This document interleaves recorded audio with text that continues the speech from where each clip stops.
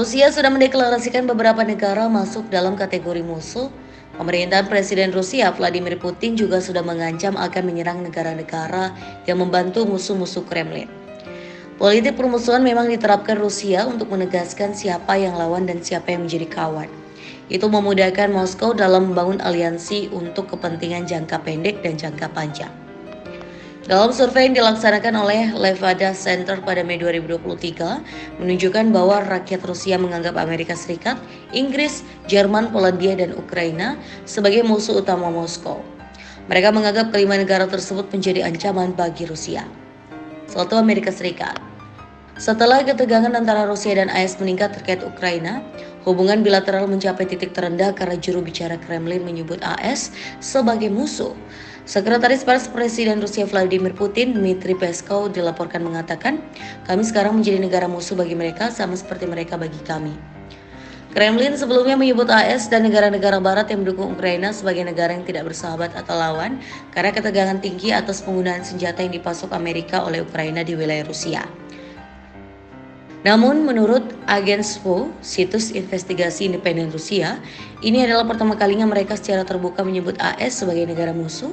Berbicara kepada TRT World, para ahli mengatakan sebenarnya tidak ada yang baru di sini karena dinyatakan secara publik atau tidak, Amerika Serikat telah lama dianggap oleh Rusia sebagai musuhnya. Ali Fuad Gökçe dari Universitas Gaziantep di sisi lain menganggap upaya infiltrasi AS ke daratan Rusia yang seringkali memanfaatkan NATO dianggap sebagai ancaman oleh Rusia.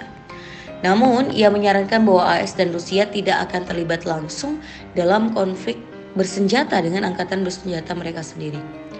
Menurut Gökçe, setiap konflik antara AS dan Rusia telah dilakukan melalui negara-negara atau organisasi proksi. 2. Inggris. Tentara Inggris memiliki waktu 3 tahun untuk mempersiapkan diri menghadapi perang. Menurut kepala barunya, saat ini mengumumkan program reformasi yang ambisius untuk mempersiapkan pasukan yang siap menghadapi peperangan modern. Jenderal Sir Rory Walker mengatakan pada hari Selasa bahwa ada kebutuhan mendesak untuk memodernisasi tentara Inggris karena ancaman geopolitik yang saling bertemu dari Rusia, Tiongkok, Iran, dan Korea Utara.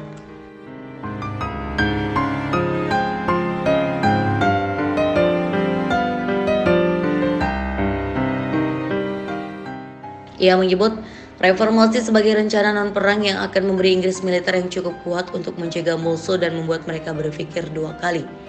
Walker mengatakan Rusia akan muncul dari perang Ukraina sangat-sangat berbahaya dan mencari balas dendam, betapapun itu mungkin berakhir.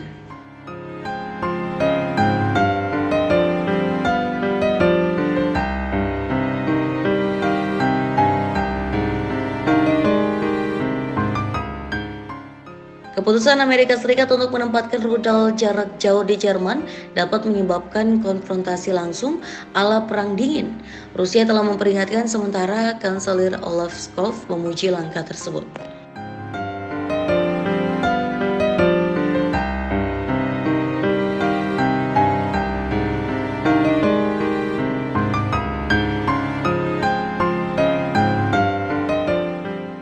Langkah Washington telah memicu kritik di Jerman, bahkan di antara anggota Partai Sosial Demokrat pimpinan Scholz. Membela keputusan tersebut, Scholz mengatakan kepada wartawan di sebuah pertemuan puncak NATO di Washington bahwa itu adalah sesuatu yang bersifat pencegahan dan mengamankan perdamaian, dan itu adalah keputusan yang diperlukan dan penting pada waktu yang tepat. AS pada hari Rabu mengatakan penempatan episodik rudal jarak jauh ke Jerman akan dimulai pada tahun 2026. Gedung Putih mengatakan pada akhirnya akan berupaya untuk menempatkan secara permanen di Jerman dan rudal tersebut akan memiliki jangkauan yang jauh lebih jauh daripada sistem AS saat ini di Eropa.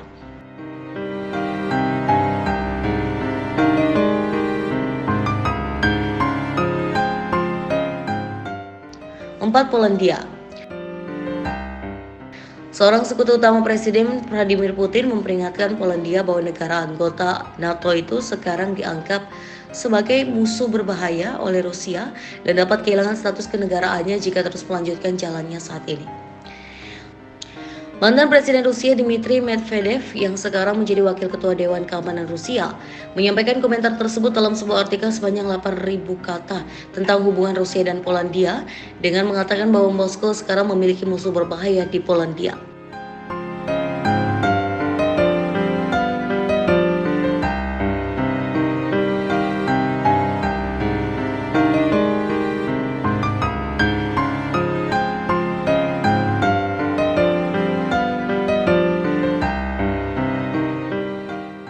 Polandia yang mendukung Ukraina menuduh Rusia mencoba mengacaukan negara itu dengan kampanye, disinformasi, dan spionase.